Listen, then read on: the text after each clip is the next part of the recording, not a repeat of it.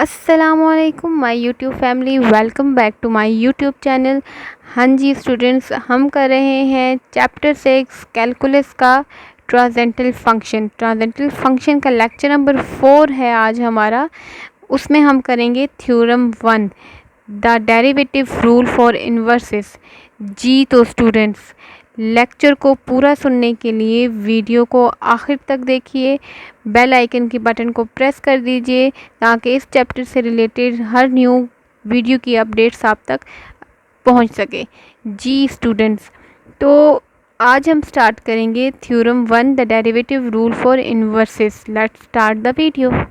जी students, इसमें हमने करना क्या है, the derivative rule for inverses, हमने ये थ्योरम है इसको प्रूफ करना है। ठीक है, कैसे प्रूफ करना है कि जो आपके पास एफ ऑफ एक्स फंक्शन है उसको एक्स की जो है वो एक्स की बनिस्बत उसको हमने डेरिवेट करना है, और जो हमारा एफ इन्वर्स है उसको भी एक्स की बनिस्बत डेरिवेट करना है, लेकिन ये इसके जो है वो रेसिप्रोकल आएगा। तो ये दोनों जो टर्म्स हैं इनका जो left hand side right hand side की इक्वल अगर आ जाएगा तो आपका जो थ्योरम नंबर 1 है the derivative rule for inverses, वो इसके लिए आपके गिवन क्वेश्चन के लिए होल्ड करेगा। जी, आपका क्वेश्चन है एफ ऑफ एक्स 1/3x + 5/6। ठीक है, तो एफ ऑफ एक्स जो है वो इंक्रीजिंग फंक्शन है। ठीक है आपके पास, और यहाँ पे जो y है, मीन कि एफ ऑफ एक्स को अगर हम y डोनेट करें वो ग्रेटर देन x है। क्यों? क्योंकि x की टर्म में समथिंग ऐड हो रहा है, तो it will be increasing function. Okay, तो हमने क्या किया, ये हमारे पास फंक्शन एफ ऑफ एक्स हमने लिखा। अब इससे हमने F inverse of x find करेंगे। पिछले लेक्चर में हम जैसे कि पढ़ चुके हैं कि एफ इनवर्स ऑफ एक्स को कैसे फाइंड करते हैं, एक्स को y से एंड y को x से रिप्लेस करके अगेन हम y की जब वैल्यू निकालते हैं तो that's called F inverse of x। ठीक है, अब हम प्रूफ करते हैं कि क्या आपके ये जो एफ ऑफ एक्स है और एफ इनवर्स ऑफ एक्स है आपके इस थ्योरम को होल्ड करेगा या नहीं करेगा। जी तो स्टूडेंट्स, थ्योरम को सेटिस्फाई करने के लिए ज़रूरी है कि एफ ऑफ एक्स का डेरिवेटिव हमारे पास हो और एफ इनवर्स का डेरिवेटिव हो।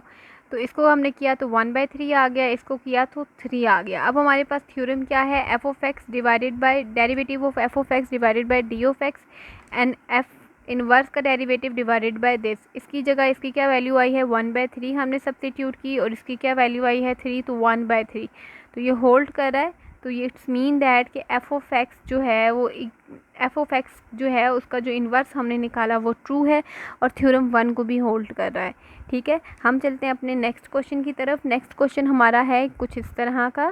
ठीक है, इसमें हमारे पास क्या हो रहा है कि y जो है वो स्मॉलर देन x है। इट्स मीन कि एफ ऑफ एक्स क्या है, डिक्रीजिंग फंक्शन है। इट्स मीन कि 1 में से अगर x माइनस हो रहा है तो आपके पास यकीनन अगर 1 में से अगर हम 0 माइनस करते हैं 1 आ जाता है, और अगर 1 2 इस तरह की कोई वैल्यू माइनस करते हैं तो 0 और माइनस में टर्म्स आ रही हैं, तो फंक्शन हमारा डिक्रीजिंग हुआ यहाँ पे। ठीक है, फिर अगेन हमने एफ इनवर्स फाइंड किया। हमने y को x से और x को जो है वो y से रिप्लेस करके y की जो है यहाँ पे वैल्यू निकाल ली।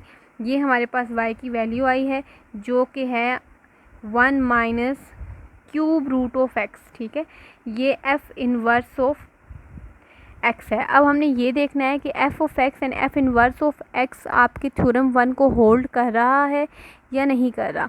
ठीक है, देखते हैं इसको भी।